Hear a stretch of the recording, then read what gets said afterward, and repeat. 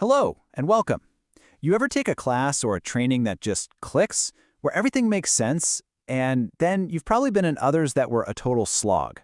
Well, it's not magic. There's actually a hidden architecture to how we learn, a real science behind it. Today, we're going to pull back that curtain on the two fields that build this whole structure: instructional design and the learning sciences. Okay, let's get into it. I mean, let's be honest, we've all been there, right? Stuck in some mandatory training or a lecture that just feels completely pointless. It feels like such a huge waste of time, and for companies, it's a huge waste of money. But what if I told you this isn't just a feeling? It's a massive, measurable problem, and fixing it can have some absolutely mind-blowing results. Take a good look at this number, $37 million. That is how much money one single company saved just by redesigning one training course. So how on earth did they do that? Let's unpack it. So here's our game plan for this explainer. We're going to start with that incredible $37 million story. Then we'll look at the two big ways of thinking that solve these problems: instructional design, which is kind of like the blueprint, and the learning sciences, which is more like the investigation. After that, we'll boil it all down to 5 essential principles for any great learning experience. And finally, we'll see how these fields are all coming together today. First up, the $37 million problem. And really, this isn't just about the cash. It's about a complete radical shift in how we should be thinking about teaching and training in the first place. The scale of this change is just wow. So back in the 1960s, AT&T had this course for their craftsmen that was 45 days long. I mean, that's 9 full weeks where people are off the job just training. So a team comes in, invests about $350,000 to completely re-engineer it. And the result? The new course was only 9 days long. 9. That massive 80% drop in training time is what led to that $37 million in savings over the next 5 years. Just incredible. So what was the secret sauce? It was all about this one fundamental shift in mindset. See, the original course was built by subject matter experts. Their first question was, what content should we cover? So they threw in everything, all the nice-to-know stuff. The new course? It was built by instructional designers, and they asked a totally different question. What problem do we need to solve? They were laser-focused on only the need-to-know info to get the job done. That's it. That's the difference that unlocked all that value. And this whole problem-solving approach, it actually has a name. It's called instructional design. You can think of it like the engineering blueprint for learning. It's a systematic process for building instruction that, actually works. At its core, instructional design, or ID for short, is all about having a system. This isn't about guesswork or just dumping a bunch of information on people.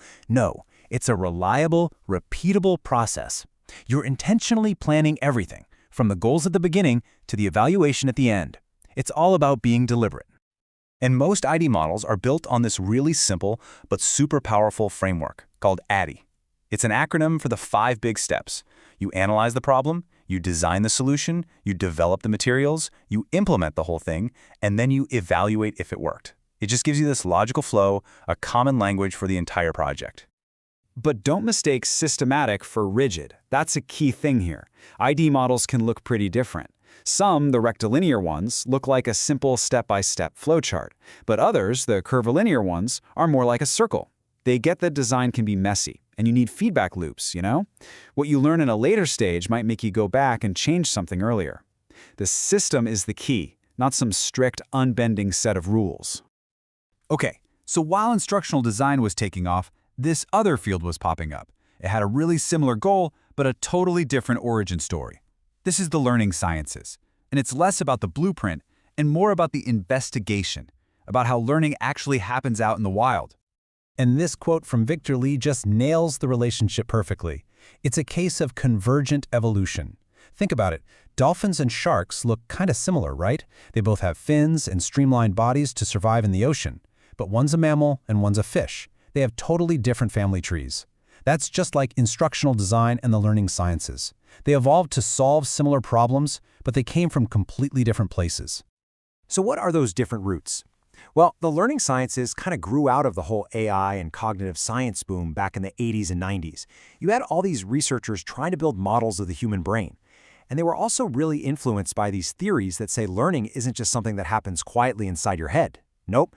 It's social, it's messy, it happens in the real world. And all that led to their go-to method, design-based research. The crucial thing to understand about design-based research, or DBR, is that it's not about testing theories in some sterile lab. It's about getting your hands dirty. You take your ideas and new tools into actual classrooms, or museums, or workplaces. You design something, see how it works in that complex, real environment, then you tweak it, and you try again. The goal is to build better, stronger theories by stress testing them in the real world. So we've got these two fields, right? Instructional design and the learning scientists. They've got different histories, different methods, but here's where it all gets really fascinating. They both end up pointing to the same core set of universal principles about what makes learning stick. One of the best ways to see these principles in action is Merrill's four-phase cycle of instruction. It's this simple, powerful loop. You start with activation. You got to connect the new stuff to what the learner already knows. Then comes demonstration. You show them how it's done. Next up, application. This is key. They have to get to try it themselves. And finally, integration. They need to connect this new skill back to their own world. This whole cycle is built on what he calls 5 unbreakable principles. First, effective learning is always task-centered. It's focused on doing a real-world thing. And then it always includes those 4 phases we just walked through: activation, demonstration, application, and integration. It doesn't matter if you're an instructional designer or a learning scientist, these are pretty much the fundamental laws of learning. So how do these two fields, with their different stories but shared principles, actually live together today? Well, they're forming what experts call a community of practice. Think of it kind of like a solar system. At the center, you have this coherent core. These are programs that are very similar, often really focused on that DBR method we talked about. But orbiting that core is this really diverse periphery, made up of programs from tons of different disciplines. They're interested in the same big questions, but they bring their own unique tools and perspectives to the table. And this diversity isn't a problem. It's actually the field's greatest strength. Those people on the periphery, they're the engine for innovation. They're constantly pulling in new ideas, new methods, and new questions from fields like computer science, psychology, sociology, you name it. And that keeps the entire community from getting stale. So in the end, we come full circle, right back to that simple shift in thinking. The original AT&T course was just delivered. The new one was designed. And that is the powerful idea at the heart of both instructional design and the learning sciences. So I'll leave you with this question to chew on.